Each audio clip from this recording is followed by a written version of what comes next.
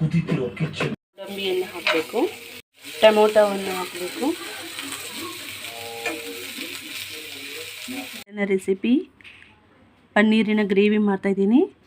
ಇದಕ್ಕೆ ಈರುಳ್ಳಿ, ಟೊಮೆಟೊ, ಗೋಡಂಬಿಯನ್ನು ಚೆನ್ನಾಗಿ ಹುರಿದುಕೊಂಡು ಇಟ್ಕೋಬೇಕು. ಕೊತ್ತಂಬರಿ ಸೊಪ್ಪನ್ನು ಹಾಕಬೇಕು, ಅಲ್ಲ ಮತ್ತು ಬೆಳ್ಳುಳ್ಳಿಯನ್ನು ಹಾಕಬೇಕು. ಇದಕ್ಕೆ ಇವಾಗ ರುಬ್ಕೊಳ್ಬೇಕು.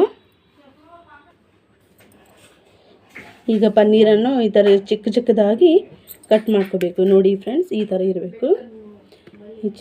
ಸಣ್ಣ ಸಣ್ಣದಾಗಿ ಈ ಥರ ಕಟ್ ಮಾಡಿಕೊಂಡು ಇವು ಚೆನ್ನಾಗಿ ಸ್ವಲ್ಪ ಫ್ರೈ ಮಾಡಬೇಕು. ನೋಡಿ, ಈ ಥರ ರುಬ್ಕೋಬೇಕು ಸಣ್ಣದಾಗಿ. ಈಗ ಬಾಣಲೆ ಇಟ್ಟು ಅದರಲ್ಲಿ ಸ್ವಲ್ಪ ಎಣ್ಣೆ ಹಾಕಬೇಕು. ನಂತರ ಇದರಲ್ಲಿ ಖಾರದ ಪುಡಿಯನ್ನು ಹಾಕ್ಕೋಬೇಕು. ನಾವು ಉರಿಯನ್ನು ಸ್ವಲ್ಪ ಸಣ್ಣದಾಗಿ ಇಟ್ಕೋಬೇಕು.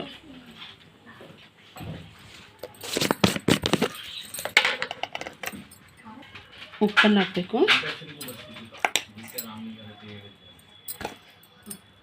ಸ್ವಲ್ಪ ಗರಂ ಮಸಾಲನ್ನು ಹಾಕ್ಕೋಬೇಕು.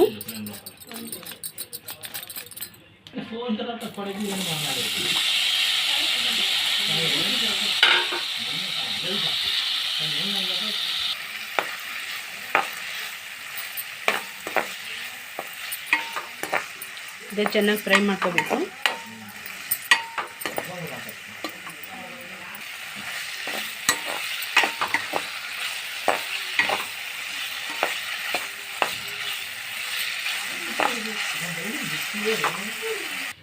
ನೋಡಿ, ಈ ಥರ ಮಾಡಬೇಕು. ಇದರ ನಾವು ಈರುಳ್ಳಿಯನ್ನು ಹಾಕೋಬೇಕು, ಚೆನ್ನಾಗಿ ಫ್ರೈ ಮಾಡ್ಕೋಬೇಕು. ಚೆನ್ನಾಗಿ ಫ್ರೈ ಮಾಡ್ಕೋಬೇಕು. ಇದನ್ನು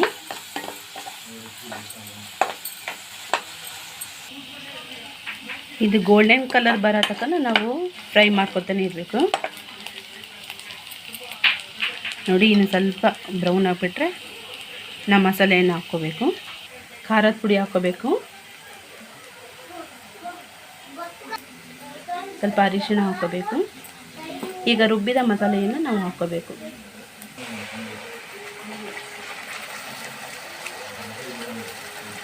ಈ ಥರ ನಾವು ಸ್ವಲ್ಪ ಒಂದು 5 ನಿಮಿಷ ನಾವು ಚೆನ್ನಾಗಿ ಫ್ರೈ ಮಾಡ್ಕೋಬೇಕು.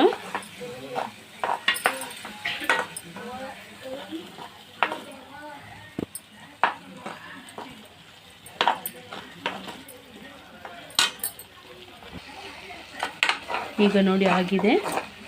ನಾವು ಇದಕ್ಕೆ ರುಬ್ಬಿದ ಮಸಾಲೆಯಲ್ಲಿ ನೀರನ್ನು ಹಾಕೊಳ್ಳೋಣ.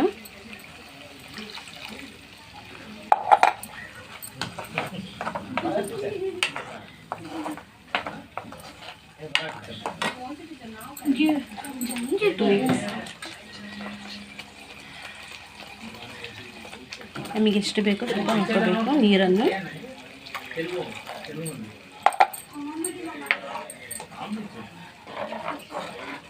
ನೋಡಿ, ಚೆನ್ನಾಗಿ ನಾವು ಕಲಿಸ್ಕೋಬೇಕು.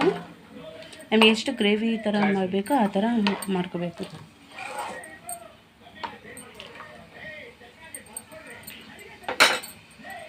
ನಂತರ ಇರಲಿ. ನೋಡಿ ಫ್ರೆಂಡ್ಸ್, ಇದು ಒಂದು ಸ್ವಲ್ಪ ಕುದಿ ಬಂದಿದೆ. ಇದರಲ್ಲಿ ನಾನು ಕಡಲೆಕಾಳು ಹಾಕ್ಕೊತಾ ಇದ್ದೀನಿ.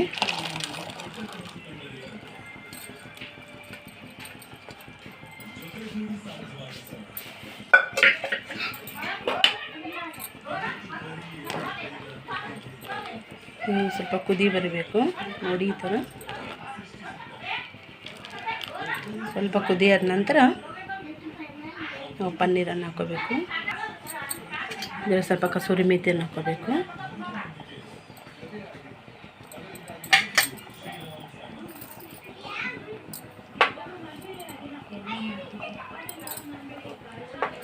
ಧನಿಯಾ ಪುಡಿ 1 ಸ್ಪೂನ್ ಅಷ್ಟು ಹಾಕೋಬೇಕು.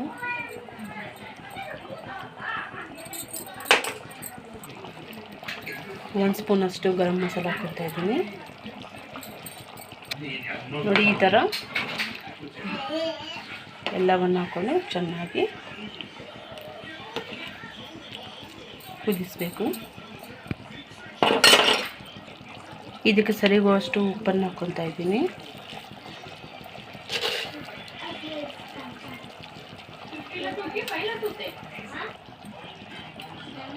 ಈಗ ಈ ಪನ್ನೀರನ್ನು ಹಾಕೊಳ್ತಾ ಇದ್ದೀವಿ.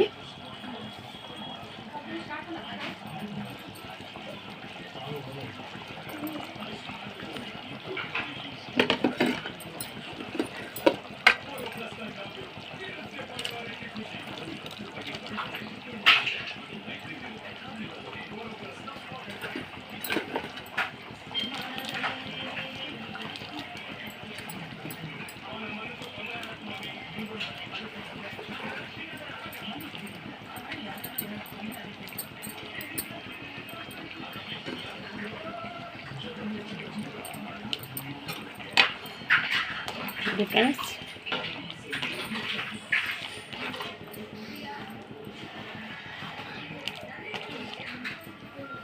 ನೋಡಿ ಈ ಥರ ಆಗಿದೆ. ಒಂದು ಸ್ವಲ್ಪ ಕುದಿ ಬರಬೇಕು.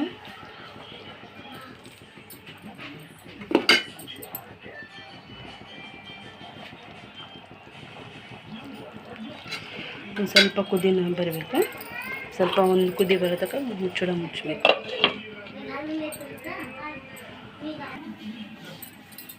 ಈಗ ಮುಚ್ಚಳವನ್ನು ತೆಗೆಯೋಣ. ನೋಡಿ ಈಗ ರೆಡಿಯಾಗಿದೆ.